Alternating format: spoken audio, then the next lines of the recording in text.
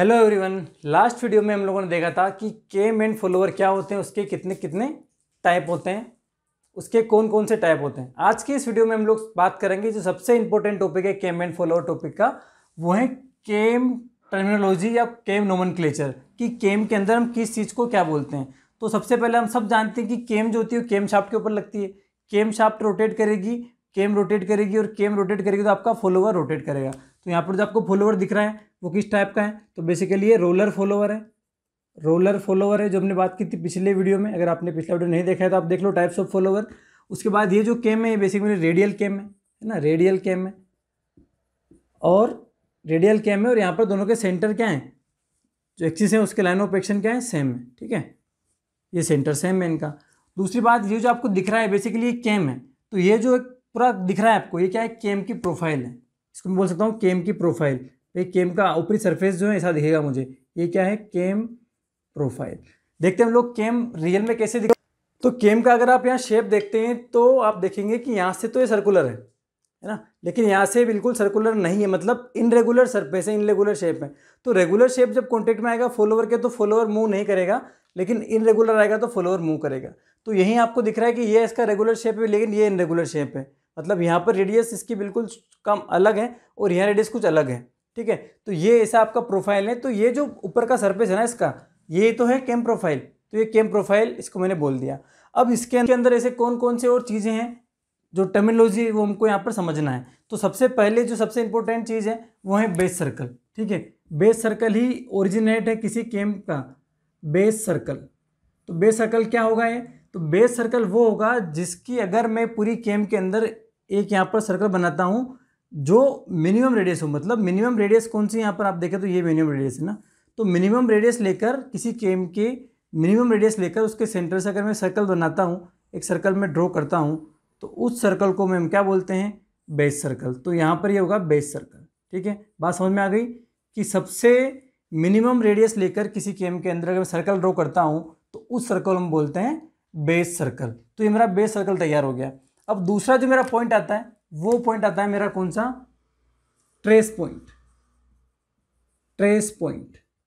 अब trace point में कई बार लोग कंफ्यूज होते हैं, लेकिन कंफ्यूज नहीं होना है। अगर आपको रोलर फॉलोअर है तो आपका जो ट्रेस पॉइंट रहेगा वो रोलर के सेंटर में रहेगा, और अगर आपका नाइफ एज फॉलोअर है तो फॉलोअर है तो वहाँ पर जो आपका ट्रेस पॉइंट रहेगा वो इसके पॉइंट ऑफ कॉन्टेक्ट पर रहेगा। ठीक है, तो ये आपका यहाँ पर हो गया trace point. Trace point. So what is trace point? Trace point is the reference point. ठीक है, एक ऐसा रेफरेंस पॉइंट जहाँ से मुझे क्या मिलेगा, जहाँ से मुझे मिलेगा क्या मिलेगा, पिच कर्व मिलेगा। ठीक है, मतलब पिच कर्व को बनाने के लिए मेरा एक रेफरेंस पॉइंट होता है, वो होता है ट्रेस पॉइंट। तो वहाँ से मुझे पिच कर्व मिलेगा। तो ये पिच कर्व क्या होता है, तो अगर मैं यहाँ पर क्या करूँ, जो हमारा केम था, ये केम क्या करती है, बेसिकली रोटेट करती है ना, रोटेट करती है। तो फॉलोअर आपको रोटेट करता है अकॉर्डिंग टू योर रिक्वायरमेंट। मैं क्या करता हूँ, मैं केम को फिक्स कर देता हूँ। अगर मैंने केम को फिक्स कर दिया और इस फॉलोअर को इस केम के आसपास रोटेट करवाया, इसको रोटेट करवाया, तो जिस जिस पॉइंट से ये जो पॉइंट जहाँ जहाँ घूम जाएगा, ये पॉइंट जहाँ जहाँ जाएगा, उसको अगर मैं उन पॉइंट्स को मिलाते हुए अगर मैं कर्व ड्रॉ करता हूँ, उन पॉइंट को मिलाते हुए अगर मैं कर्व ड्रॉ करता हूँ, बेसिकली सिमिलरली वो मुझे कैसा मिलेगा, केम की प्रोफाइल जैसे मिलेगा, लेकिन वो कुछ ऊपर मिलेगा क्योंकि हम यहाँ पर बात कर रहे हैं कहाँ से, ट्रेस पॉइंट से। तो उस कर्व को हम बोलते हैं, क्या बोलते हैं, पिच कर्व। उसको हम बोलते हैं पिच कर्व। तो पिच कर्व, तो यहाँ पर 3 कर्व हमारे हो गए। अब चौथे की अगर बात करते हैं हम लोग तो होता है हमारा प्राइम सर्कल। ठीक है, प्राइम सर्कल। अब ये क्या बना है, ये क्या भी क्या बनाया था आपने, पिच कर्व बनाया था। तो पिच कर्व आपने बनाया था तो आप क्या करेंगे, स्मॉलेस्ट जो डिस्टेंस है पिच कर्व की हमारे सेंटर से, स्मॉलेस्ट जो डिस्टेंस है, स्मॉलेस्ट जो रेडियस है हमारी पिच कर्व की हमारे सेंटर से, उससे मैं क्या करूँगा, एक सर्कल ड्रॉ करूँगा। ठीक है, जो मेरे पिच कर्व पे क्या हो, टेंजेंट हो। तो अभी मेरा ये पूरा पिच कर्व है, तो मुझे लगता है कि यहाँ जो है स्मॉलेस्ट रेडियस है, तो इसको लेकर अगर मैं एक सर्कल ड्रॉ करता हूँ, इसको रेडियस लेकर अगर मैं एक सर्कल ड्रॉ करता हूँ जो क्या हो, इस पिच कर्व पर टेंजेंट हो, तो यहाँ पर ये टेंजेंट है। तो इस सर्कल को हम क्या बोलते हैं, प्राइम सर्कल। इस सर्कल को हम बोलते हैं प्राइम सर्कल। ठीक है, अब अगेन बात आती है कि क्या अगर नाइफ एज टाइप का फॉलोअर है तो क्या प्राइम सर्कल और बेस सर्कल सेम होंगे, तो बिल्कुल सेम होंगे, क्योंकि स्मॉलेस्ट रेडियस लेकर हम क्या बनाते हैं, बेस सर्कल। और चूंकि यहाँ पर नाइफ एज हैं, तो बेसिकली जो पिच कर्व बनेगा ना आपका, वो भी यहाँ से सेंटर से होकर जाएगा। सपोज ऐसा बना मान लो, तो यहाँ पर भी स्मॉलेस्ट रेडियस तो यही होगी ना।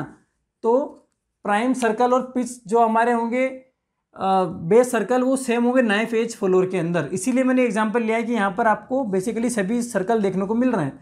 तो यहाँ पर हमारा बेस सर्कल समझ में आ गया, ट्रेस पॉइंट हो गया, पिच कर्व हो गया, प्राइम सर्कल हो गया। अब बात आती है हमारे प्रेशर एंगल की।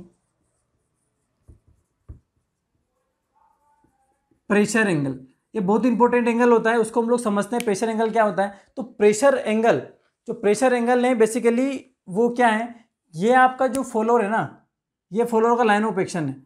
तो फॉलोअर की लाइन ऑफ एक्शन जो है, फॉलोअर की लाइन ऑफ एक्शन ये है, क्योंकि फॉलोअर हमारा इस इधर घूम रहा है ना, रिवोल्टिंग मोशन कर रहा है, तो लाइन ऑफ एक्शन मेरा फॉलोअर का ये है। और अगर मैं कॉमन नॉर्मल खींचता हूँ, अगर मैं एक कॉमन नॉर्मल खींचता हूँ कहाँ पर, पिच कर्व पर, तो पिच कर्व पर अगर मुझे कॉमन नॉर्मल खींचना है तो पहले मैं टेंजेंट खींच दूँ, एक टेंजेंट खींच दिया। अब टेंजेंट के 90 डिग्री मेरा क्या होता है, कॉमन नॉर्मल होता है। तो अब मैं यहाँ से एक कॉमन नॉर्मल खींच देता हूँ, तो मेरा कॉमन नॉर्मल आ जाएगा कुछ ऐसा। तो कॉमन नॉर्मल जो मैंने खींचा है और जो मेरा लाइन ऑफ एक्शन था, तो लाइन ऑफ एक्शन और फॉलोअर और कॉमन नॉर्मल के बीच में एक जो मेरा एंगल बनता है, that is your pressure angle phi. तो ये आपका होता है प्रेशर एंगल फाई होता है। तो प्रेशर एंगल की जो आपका कॉमन नॉर्मल है ना, ये जो कॉमन नॉर्मल की लाइन है ना, इसी के अलोंग तो आपको फोर्स लगेगा। जो फोर्स लगेगा वो क्या करेगा, फॉलोअर को ऊपर ले जाएगा, वो फॉलोअर को ऊपर ले जाएगा। तो ये फोर्स ऑफ एक्शन भी बोल सकते हैं हम, line of force of action, line of force of action. कि इस लाइन के जो है, इस लाइन के अलोंग क्या हो रहा है, आपके फॉलोअर को फोर्स लग रहा है ऊपर जाने के लिए। ठीक है, ऊपर जाने के लिए यहाँ पर फोर्स लग रहा है। तो अगर ये कंपोनेंट हम देखें तो बेसिकली ये क्या है, ये है हमारा एफ, जो एफ टी मान लो बोल रहा हूँ एफ टी है, तो एफ टी क्या है, एफ टी मेरा है एफ टी कोस फाई, ये मेरा कोस फाई है, ये मेरा क्या है कोस फाई है। और इधर क्या रहेगा मेरा, इधर मेरा साइन फाई रहेगा, F T sine phi, sine phi रहेगा।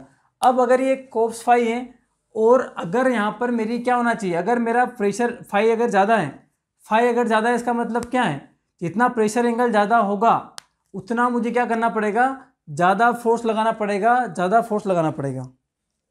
अब हम ये चाहते हैं कि प्रेशर एंगल की जो वैल्यू है ना वो कम से कम हो। जितना प्रेशर एंगल कम रहेगा, हम जानते हैं कोस 0 1 होता है, कोस 0 1 होता है, कोस 0 1 होता है, और कोस 90 0 होता है ना, कोस 90 0 होता है। तो प्रेशर एंगल जितना कम रहेगा उतना मुझे यहाँ पर ज़्यादा फोर्स मिलेगा और उतना ईजिली क्या होगा, मेरा फॉलोअर ऊपर लिफ्ट कर जाएगा। तो जब भी मुझे लिफ्ट करना हो फॉलोअर को, मैं क्या चाहूँगा कि मेरा जो प्रेशर एंगल हो वो कम से कम हो। जितना प्रेशर एंगल कम रहेगा उतना मुझे ज़्यादा फोर्स मिलेगा और उतना इजीली ऊपर चला जाएगा। तो राइजिंग के अंदर हमको प्रेशर एंगल कम चाहिए।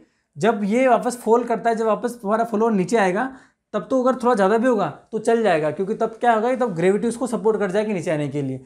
तो बेसिकली हमारा जो प्रेशर एंगल है वो कम से कम हो, उतना हम चाहते हैं, वो अच्छी चीज़ है। ठीक है, तो प्रेशर एंगल हमारा यहाँ पर हो गया। अब प्रेशर एंगल के बाद आती है छठा पॉइंट हमारा, वो होता है हमारा पिच पॉइंट।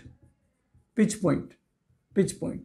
अब चूंकि क्या है कि अब चूंकि जब आपका केम घूम रहा है, जब आपका केम घूम रहा है, चूंकि केम का जो आपका शेप है ना वो पूरा सर्कुलर तो है नहीं, तो हर पॉइंट कुछ अलग है। तो हर एक पल पर, हर एक क्षण पर जो आपका प्रेशर एंगल है ना वो भी तो अलग अलग बन रहा है। हर पॉइंट पर प्रेशर एंगल हमारा अलग हो रहा है। तो एक ऐसा पॉइंट जहाँ पर प्रेशर एंगल मैक्सिमम हो, ऐसा पॉइंट जहाँ पर जो फाई आपका मैक्सिमम हो, ऐसा पॉइंट जहाँ पर प्रेशर एंगल मैक्सिमम हो, उस पॉइंट को हम बोलते हैं पिच पॉइंट। ठीक है, सपोज करते हैं कि ये पॉइंट एक ऐसा है जहाँ पर प्रेशर एंगल की वैल्यू क्या है, मैक्सिमम है, तो मैं इसको बोलता हूँ पिच पॉइंट। ठीक है, तो इस पिच पॉइंट से, अगर ये मान लो ये मेरा पिच पॉइंट है, तो इस पिच पॉइंट से जो हमारा सेंटर है केम का, इसकी रेडियस लेकर अगर मैं एक सर्कल बनाता हूँ, अगर मैं एक सर्कल बनाता हूँ तो उस सर्कल को मैं क्या बोलता हूँ, पिच सर्कल। उसको बोलता हूँ मैं पिच सर्कल, उसको हम बोलते हैं पिच सर्कल। तो यहाँ मैं लिख देता हूँ पिच पॉइंट के बाद सातवां जो हमारा वो है पिच सर्कल। तो पिच सर्कल कुछ भी नहीं है, पिच पॉइंट को लेकर, केम के सेंटर को लेकर अगर हम एक सर्कल बनाते हैं तो उसको हम बोलते हैं पिच सर्कल। आखिरी हमारा होता है लिफ्ट, लिफ्ट होता है या स्ट्रोक। तो लिफ्ट और स्ट्रोक क्या होता है, तो ये कुछ भी नहीं होता है। जब आपका जो केम है वो घूमेगा तो उसके रोटेट करने के बाद क्या होगा, जब ये वाला पोर्शन कॉन्टेक्ट में आएगा तो आपका फॉलोअर मैक्सिमम राइज कर जाएगा। तो जो जितना इनिशियल कंडीशन से जितना फॉलोअर आपको ऊपर जा सकता है उसको हम क्या बोलते हैं, लिफ्ट। या हम ये बोल सकते हैं कि जो डिस्प्लेसमेंट का initial displacement upon final displacement minus initial displacement का जो डिस्टेंस है वो क्या होता है, आपका लिफ्ट होता है। मतलब कितना फॉलोअर आपको ऊपर जाएगा ड्यू टू द केम, वही आपका होगा लिफ्ट। तो बेसिकली ये इसकी टर्मिनोलॉजीज होती हैं, base circle, trace point, pitch curve, pitch circle, pressure angle, pitch point, pitch circle, lift या स्ट्रोक। ये सब सभी मैंने आपको बहुत सिंपल से प्रैक्टिकल वे में समझा दी है। फिर से बताया था, रिवर्स करता हूँ। बेस सर्कल क्या है, स्मॉलेस्ट सर्कल जो है किसी भी केम का, वो है बेस सर्कल।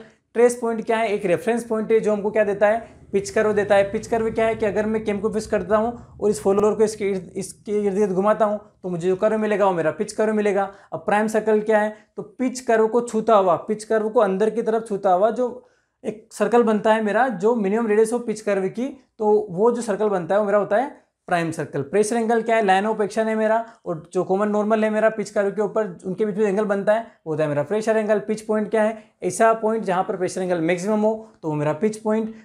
अब पिच सर्कल क्या है, तो पिच पॉइंट से अगर मैं सर्कल ड्रॉ करता हूं तो मेरा पिच पॉइंट है। और लिफ्ट क्या है, तो जो मेरा फॉलोअर ऊपर जाएगा, जितना ऊपर जा सकता है वो मेरा लिफ्ट है। तो इतना सिंपल है केम टर्मिनोलॉजी, लोग ऐसे ही डरते हैं इससे, बहुत आसान है, बहुत सिंपल है। समझ में आ गया हो तो लाइक कर दो, सब्सक्राइब कर दो, कमेंट कर दो और हमारे साथ जुड़ जाओ, क्योंकि ऐसे ही हम लोग हर टॉपिक को समझाने वाले हैं। Thank you so much. Next video में देखेंगे कि कितने टाइप्स के फॉलोअर मोशन कर सकते हैं, लाइक यूनिफॉर्म वेलोसिटी से मोशन कर रहा है, या यूनिफॉर्म एक्सेलरेशन से कर रहा है, या सिंपल हार्मोनिक मोशन कर रहा है, और किस टाइप से उनके न्यूमेरिकल सोल्व कर सकते हैं, कैसे हमको केम प्रोफाइल बनाना होगी। So thank you very much.